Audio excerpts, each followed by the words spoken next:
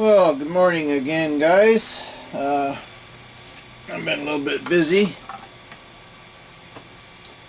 but here's my passport, and here's my Russian visa, 3-year multi-entry. You can see here I've got several earlier visas. There's one there, and there's another one here, and of course here's the last one. 3-year multiple entry. Go in for 6 months, leave for a day, come back for 6 months. So I'll be spending a lot more time in Russia. What I wanted to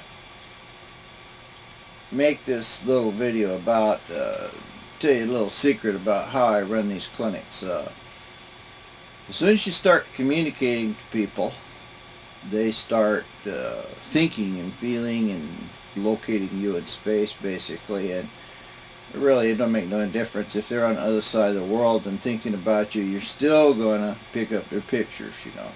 Depends on your level of awareness what you're going to do with them. But I find that you know, as an auditor, people's case is always on me. You can't get away from them. So the point of the thing is that you can feel what other people think. And so this happiness rundown, one of the hardest things about this rundown, where if anywhere you can get creative as an auditor or anything else, is to try to find things that don't make sense to the guy. Now he's going to try to find something big. He's unhappy, of course he's going to find something big, you know. But the point is, it's a lot of little things. It's the little things, things he don't think is important, things he's already agreed to. You know, this is false data. He don't even know he's got it. So what you do is start taking, it's applied basic principles of Scientology, you know, the gradients of things, ARC, KRC. The PC can't find something, well then find something that he can do. You see, well, no, come on, you know, he had no false data about anything. How about coffee pots?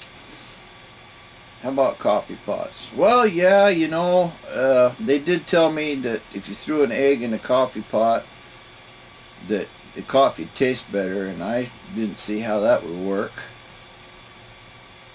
Okay, see, now he's got something there he can't think with it. You know what? How come eggs make coffee taste better? That was one of my own personal ones. Happened I was with my cowboy uncle and stuff, and they're all out there and they're cooking coffee on a wood fire with branding irons, and the cook crunched up a bunch of eggshells and put it in there. Well, actually, what it did, you know, the egg kind of went on top of the water and caught all of the coffee grounds and the shells and everything, and sunk the shit all to the bottom, which there was no filters. It was just poured coffee into hot water, you know. So you had to strain your coffee through your teeth, and you put little eggshells in it, and most of that shit would settle out. But anyway, when I first got that datum, you see, I thought that was, when you got no datum at all, you see, the first datum you get is the one you take to be true, even if it's wrong. That's normally what, you don't know anything, and you get a datum and you think it's right, and especially if it comes from some, you know, important person, some kind of winning valence, somebody you admire. You know, that's where they really get stuck in, because you don't know that this bad data. See, it came from Aunt Ethel. You know, this datum came from Aunt Ethel. Put coffee grounds in the dishwasher so you'll never have to call a plumber. Now, how in the world would that make sense? But you can see how a kid would get that kind of data, you know. It's amazing. That's why kids are funny. You know, Art Garfunkel had a show, Kids Are Funny, and it went on for years and years, 10 years or something, about little kids, and then ask them all these embarrassing questions like, what'd your parents tell you not to tell, and stuff like this. Little kids just honest and tell you. It was a good show, but the funniest part of the show is they would get two datum, you know, that were not really related, and we as adults would see one thing, and we would be old enough to know what the deal was about the thing, but the little kid don't know. He sees Uncle Elmo fire up a torch and go over and heat some metal and bang bang, and somebody gives him some money for it, and Uncle Elmo says, you always have to have a torch going if you want money. You see, that's some idea that Uncle Elmo has to how to make a living. You don't know any different. And so you get the idea that as long as there's a torch going, you can make some money. Well, now you get a job in a mattress factory or something, and you're always running around lighting fires to try to do a good job. You know, it's not going to work out too well for you. This is an extreme example. It doesn't...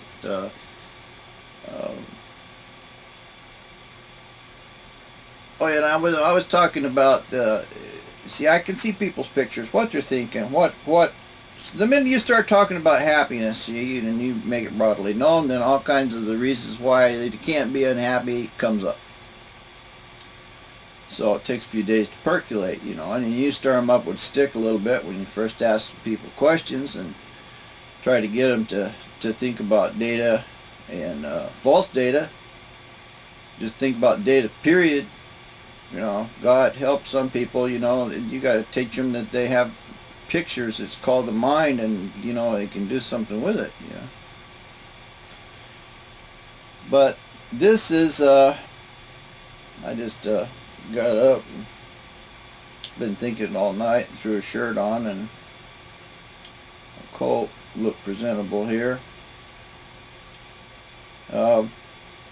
But anyway, you have this false data, and you're trying to get the person to come up with some.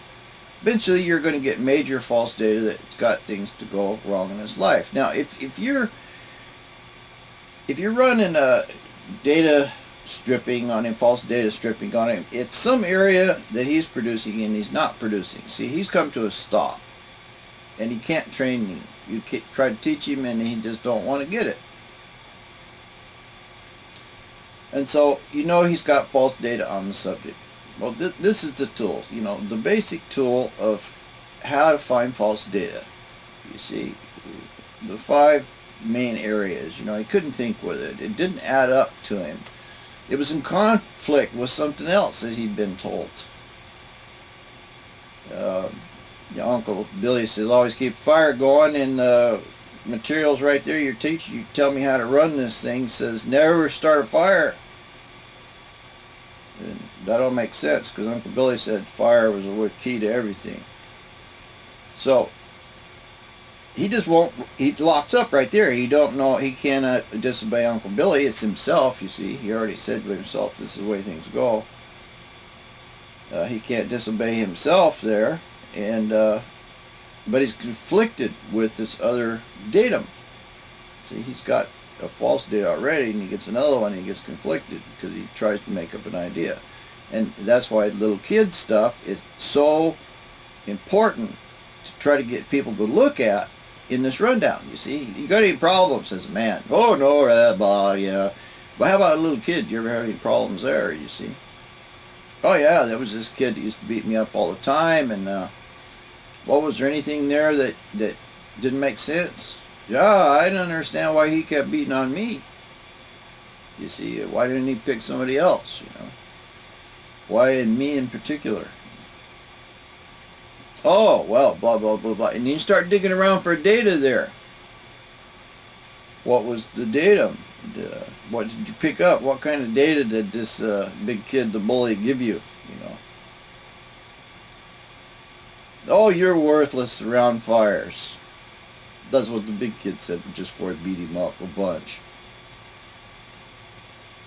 You can't start a fire, or you can't do this, or you're too little, or whatever bullies say when they do shit like that. It's all dramatized right out of the bank. But the point is you get some data here from a bad valence, which you're going to try to stay away from. It's just as bad as trying to go to it. You know, any kind of valence. You know, being something you ain't, or some identity that's going to resolve some problem that you have a solution to, that's a synthesis of something that didn't make sense.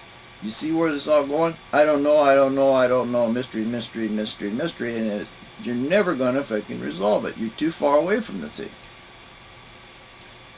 So, the little trick in getting somebody to run well on this happiness rundown is not so much, you know, it's a high level of technical skills. You know, it's high level technical skill because it's really easy, and if you just do the damn stupid easy stuff and don't do anything else, you get good results. The hard part's not doing anything else. But I find the biggest problem that the new auditor is going to find, and my biggest problem even is auditing the rundown quite a bit, that your TR4's got to be pretty good. You see, you got to listen to this guy say something. He says blah blah blah wheelbarrow, and you got to kind of listen to him there. And well, what about wheelbarrows? You know, what kind of false data did you have there? Did you get something you couldn't think with? What was it about wheelbarrows? And they said, oh yeah, you know, Uncle Billy, he said you got to put grease in the wheel every day. And that didn't make any sense because you had to take the whole axle and everything off, and you know, and you had to grease it, put it all back together. It was a lot of work, and I couldn't understand why you had to do it every day. Why didn't you do it every 2 days? You're going to find some false data there, you see. You don't have to have, you know, most auditors are so used to handling case, wham bam, you know, let's get a big Ingram and run this thing. This is not necessary. This is not necessary at all. You know, this is, you know, you're not looking for case, you know. That's not what you're trying to do is fix the guy's case. That's what the grades and stuff as far as to handle is case. This happiness rundown is basically about morals and morality. What does he think is good and just and true, and what does he think is lousy and shit and shouldn't happen again? You see? What is good? What is right? What is a righteous man? You know, you can always trick somebody into that too. You know, by asking them, oh, well, you know, what would you think Jesus would be like? Tell me about him. You know, what kind of problems might he have? You know, or what would the, you know, Buddha say, or Dalai Lama, or you know, get the guy out of his head. You know, get him to imagine somebody over there. What would they have false data about? Oh, well, of course, you know, they'd have false data about harps or angels playing things, you know. You'll come up pretty good with some imaginary guy's problem. You know, little kids, again, same deal. They got an imaginary friend. An imaginary friend has imaginary problems with an imaginary dog, you know. Kids are quite creative in, you know, making up their own universe and operating in their own universe, and so that's one of the little keys. You can always ask the guy about stuff that he was told as a little kid. Well, that's going to be your biggest, most fruitful area anyway, because that's when he didn't know anything. That's when he's going to get the first data, when he don't have any data. So it's pretty easy to dig around for something like that. Now, some of it, the stuff that's, you know, core, he's never going to find it because he still don't spot it as false data. You know, he'll spot something like, you know, I don't know how Snow White woke up by being kissed by the prince, you know, but it's a nice story.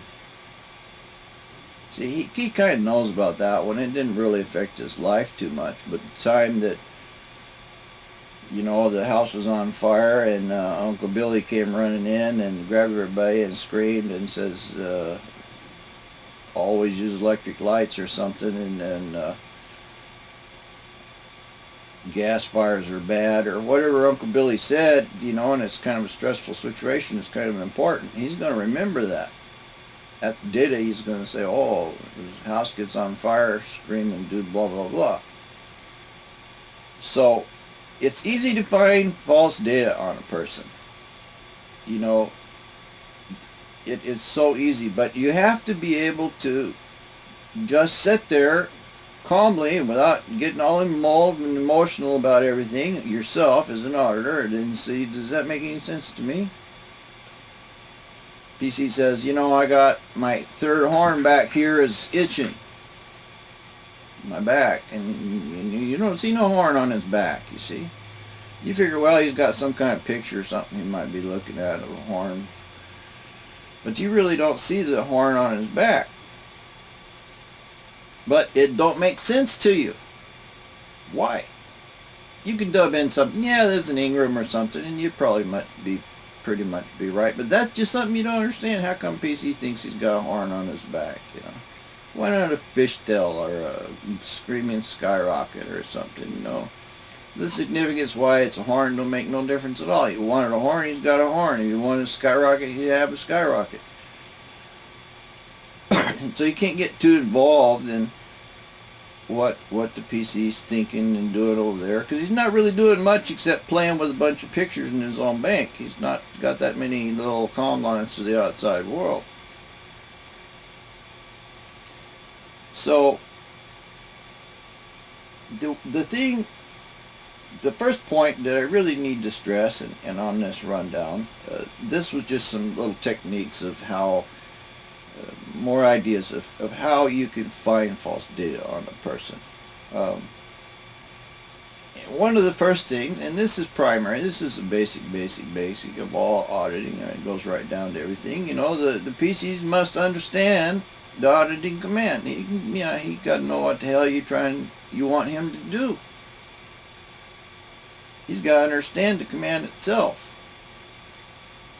And so, usually always, the problem with understanding command is some kind of misunderstood word in the command. It's pretty obvious, but so you start clearing up the command, alright? And the first things that we're going to look at the subject of moral and morality. What is moral? Well, there's some definitions in there, but there's one little one that says, it's the way a guy responds by reason of symbols or something like this. The preach says don't do it, and so he don't do it. He takes on a valence of being a moral person, a living God on earth, the object of tie him up and hang him on a cross and kill him, pure victim shit. There's a lot of stuff out there. Now, see, this is a big area here. People think, yeah, I ain't got no false data. And then you ask, well, you religious? Oh, yeah. No shit. All right, well, what kind of religion is it? Blah, blah, blah. Did you ever find anything there that didn't add up? No, I always thought God did come out of a burning bush, Well, you got a case on your hands now, because if the guy can't start sparking some kind of false data in his religion, he's either, completely illiterate or don't understand what anything anybody says about nothing and just doing it because Uncle Joe does. So you're still in the same boat. See, now you got Uncle Joe. That's what you're after in the first place. You don't care about his problems. Uncle Joe gave him false data.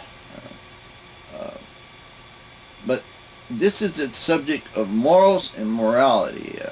I kind of keep coming back to that because that's basically the first step, the first thing that you're going to clear on anybody. And this is the first tape, basically, that is telling you the way the sequence of these lectures and things are going to go. The first thing that you're going to have to do is clear up morals and morality. One's an adverb, moral and morality. Okay, well, a moral, we're not looking at a moral code. We're just talking about moral. What's good, what's good and right and just. That's what moral is. It's a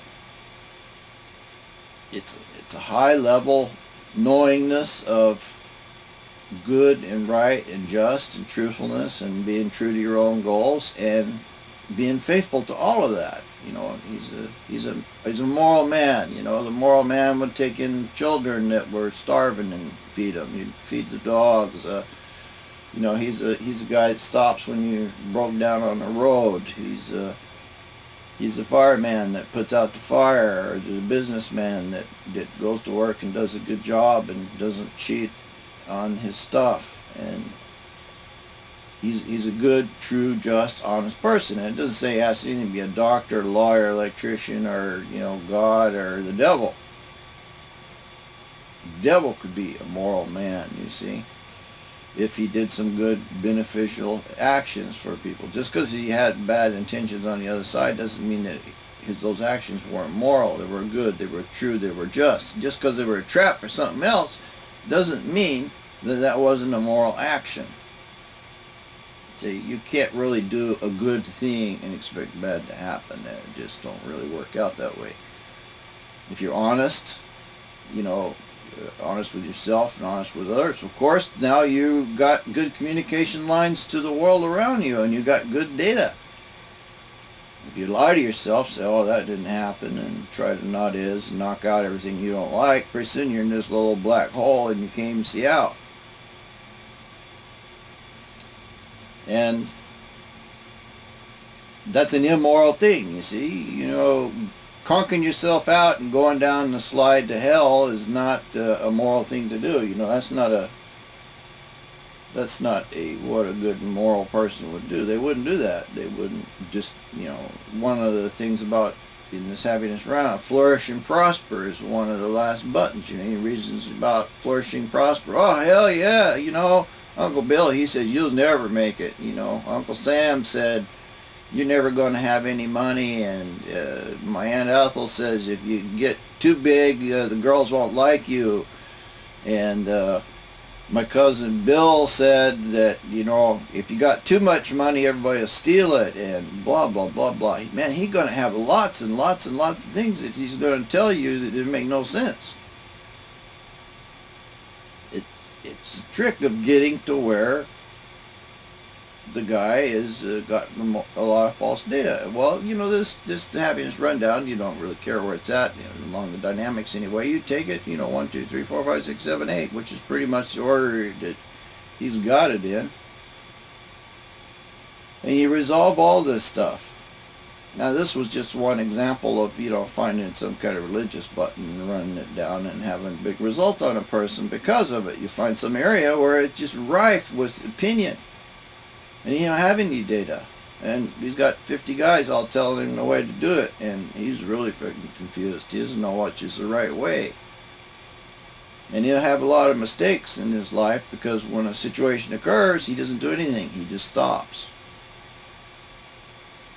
So, again, they really wanted this video to harp on moral and morality. Now, you know, they tell you that going to church and being a good little boy and wearing a white shirt and standing in a certain line a certain way or something is going to increase your chances of getting into heaven, or at least being looked on with favor or something. You know, and unfortunately this is not the case. Mostly the guys that he's following and looking and trying to talk to and believing about God and everything else never saw God, never gonna see God, never did see God, never will see God. Ain't got a clue what God is, really. And he takes all of his data from that guy.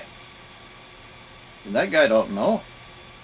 He's just going to give you a bunch of his opinions or quote you some old opinions of what somebody else said. It doesn't make any difference. If the guy got false data by 5 years old and his father cramming his head in the Bible and say, read chapter 1, and that's the way all things are, well, exactly where were you? I was on my knees, and what was Daddy doing? He was holding me by the neck, and what was reading, and all the book, and it was black, and it was smelled funny, and straight wired out. You see, that's all. Just what else there do you see? And blah blah blah blah. You know, he's an auditor. You can do a great many things. You know, if you find big crashing giant area of something like this, even on a walk around everyday person, you're just asking about things, talk to them, and then you might as well dig around in that area and get some more ideas and cognitions. And what else does this false data, set on, and what other kind of things were you told by different people didn't make sense, didn't add up? Write them all down and then check each one, check them if there's earlier similars. You'll probably, in the middle of this, just get this whole big giant blow, and the guy goes, "Well, Jesus Christ, from the time I was 5 years old, 10 years old, I didn't get nothing but bad data."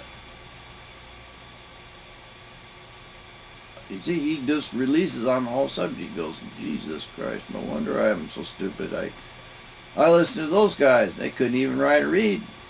That's why I never did go to school." See, I listened to dummies about how bad school was. No, I never did go to school. What was I doing, Well, it's never too late, and now he wants to go to school, you see. It's a matter of finding these things that are moral and right. You can ask the guy, what is the right man? What does a right man do? What does a moral man do? What's a moral thing for a person to do, What would a moral man say about growing trees? Just see a good prod piece with a stick and ask him everything he can think of about what do you think a moral man would be. Pretty soon he'll spit up something, you see. He'll say, well, a moral man never cheats on his wife. Okay, well, that makes sense, you see. But a moral man is goes to church every Sunday and never fails. Okay, why? Now we're starting to get something that's not making sense. Cheating on your wife is one thing. Going to church every Sunday, that's something completely different. He's moral because he goes to a location. Okay, now that's not really making sense. Why would that make you moral? Why would that make you more moral? And the guy goes, oh, well, because we're singing a lot and praise the Lord, and I talk to everybody and I feel great. All right. So you got an idea about what was good and right from the whole church and all the people, right? Yeah. It was good to sing and eat cake, see. All of a sudden he comes up with some idea, he tells you about it. Some stable datum. This is how good sing and eat cake. And the Lord loves you. But you dig around in there, and there was something about he didn't dig the singing, you see. Why don't they sing over on the left side instead of the right side? Why do we always eat cake? Why don't we eat pie? How come I got to do this when I don't want to do this? He's got a lot of little questions this little kid he had, and so he comes up with a couple solutions. But just by asking him, what's a moral guy, and he tells you, and you start digging around and find out exactly what does he have calculated out as moral, you see.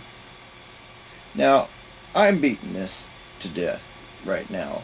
It doesn't take that long to do on a PC. But what you want to get to do is where the guy's got no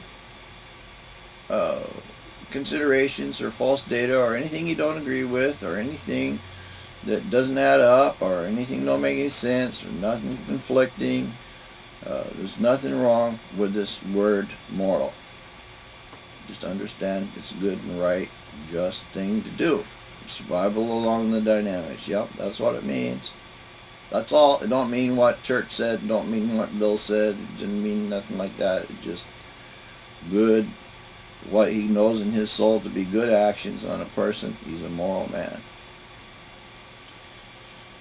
So that would be it for this part of the rundown. And of course, any disagreements or anything with the word moral, you would run per the happiness rundown. Well, who said what and when, and split them apart. Who said what and when, and where were you, and what were they doing, and until he really understands the word moral. Oh, it just means good guy. You see, FN. Yeah. Oh, I had a lot of misunderstoods about that one. Maybe you didn't, but probably did. And then moralities, of course. Just the adverb side of the thing. He was a his morality values caused him to donate to the children's fund. You know, his sense of morality kept him from running away and not paying his bills. His sense of morality was something that the people around him admired because he helped all the little kids. You know, there's morality, just good and just and true and things. You know, we're not talking about immorality or what's not moral, because, you know, again, we're getting into more opinions and things like this. And if you just run into morality, if he understands what morality is, he'll definitely know what immorality is. It means the opposite, you know, doing all the bad things. Where this gets into trouble is where he gets ideas about what's good and bad from other people that don't really, that they weren't happy in the first place. They got no clue about happiness rundown, you know. You know, they had no idea what happiness was. Rumors and shit, but they didn't have a workable code that you take the charge off of and get the guy to be able to do it. And he's, you know, he runs good on all 8 dynamics. So, but the first part of this rundown, that's what you want to really do is clear up with PC where you got no disagreements about what word moral is. What's a moral action? You see. Then, of course, you got to clear up what is a precept. You know, it's a little short idea that states some kind of a self-obvious, or, well, some kind of a self-evident truth, or when you think about it, it looks self-evident in any way. It's evident to you that this is true, you know, do not kill. Yeah, well, that's probably not a good idea to do to other people and things, you see. Yeah, that's a good one right there. Do not kill. You just go grab the 10 Commandments. All right, let me, everything about this one here, you know, anything never did make sense, don't kill. Yeah, well, you know, how are we going to eat cows if we can't kill them? Oh, well, you know, it doesn't mean that. What it means is something else, and poof, there's your opinion. See, there's where it didn't add up. There's where you got another synthesis. And Preacher Bill said it, or Pope Bob, or whoever said it, and you little kid, or you're just stupid, and you took it right straight in. Now you have trouble with it. So anyway, that's the first part of this lecture series. I don't think this is going to take a whole day, but it might take a whole day on a class to clear up the fact that this thing is just moral and have it all falsified, stripped off all the guys there. What the definition of moral is, because you can't have a bunch of people trying to study morals and morality and how to run this rundown. They still don't know what the word moral is. You know, not the superstition stuff, just what in actual fact along the dynamics is a moral action, you see. Now you got a chance, once a guy gets the straight data of what moral is, it's pretty easy after that to find something he didn't think with. But when he doesn't even really have a good definition for the data that is true, he's got really nothing to compare anything to. So he's got 2 false data over here and a synthesis, and that's what he thinks is, and you don't even know about this data over here, the true data. So when he learns this true data, now he can kind of back out of both of them and see, oh, you know, maybe this one here got some problems. Well, if this is true, that one there would have to be partially wrong, you see. So that's one of the first things that I want to see stressed, is that in this rundown it's very important that high-tech standards are applied to this rundown, that, you know, it's a very straight A to B auditing comm cycle with no additions and no deviation from the rundown. The rundown itself, if there's any errors, will pretty much fix their own errors. And if there is any kind of a problem, the happiness rundown repair list will get you right to it. There's no really sense talking about the tech. The tech is the tech, and it does perfectly well what it's supposed to do. All I'm telling you, or trying to be of help in here, is just giving my experience as an auditor, as an OT, and out of all the stuff that I've studied and the whole dairy series and everything else. And I don't want to put myself on a pedestal, but I really kind of know this subject. And one of the things, in auditing, normally, it's a bad thing if the auditor gets very creative, trying to get the PC to do something or be entertaining or whatever, But here on this happiness rundown, because you're basically asking the dude for stuff he doesn't know about. See, and asking him for charge he knows about particularly, he doesn't think he's got any false data. He thinks everything's fine. So that's the first part, is really, really, really clear up the subject of morals, and morality. What is morality and what is moral? What is good and right? And then also, what is morals? What other people told you to do, and rather than just morals. See, because morals, you already have to have the definition of this is a good and true, right thing in order to have morals, which would be other ideas about that good and right and true thing. So, as long as this is cleared up real good, and it's a good opportunity here to get you to run this rundown, the 4 steps of the rundown, and split these. Well, who said it, and where was he, and where were you, where was the book, and just clearing it up to just the word moral, on which this whole damn rundown is based upon. And if you do this, if it don't take long, the PC just FNs, oh yeah, no, I really understand that, just move right along, But at any rate, on a fast PC or a PC you got to do a lot of work on, this is the first thing that you got to really clean up, is the subject of moral and morality. And sort of right there, you're going to start springing apart a bunch of superstition and things like this, and you're in your forte then, because now you can look around at all of his dynamics and stuff, and you can find something that you can make real to the PC.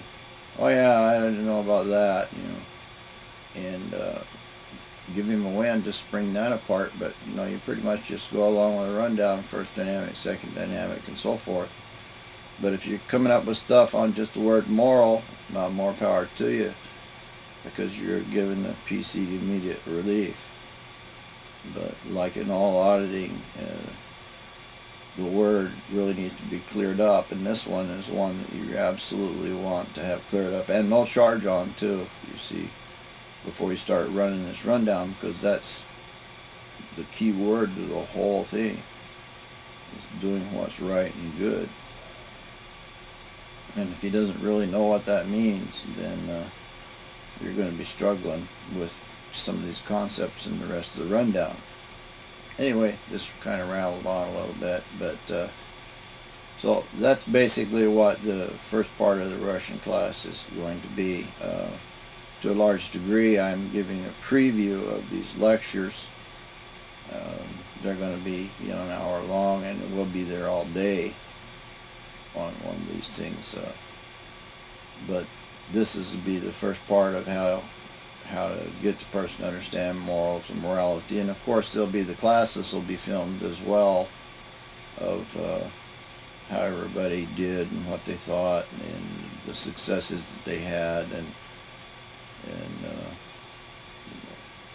I think, I would love to go over there and everybody I put on the can says, moral, yeah, blah, blah, blah, and to float next, and to float, to float, to float, and know everybody knew everything, but I don't think that's going to be the case.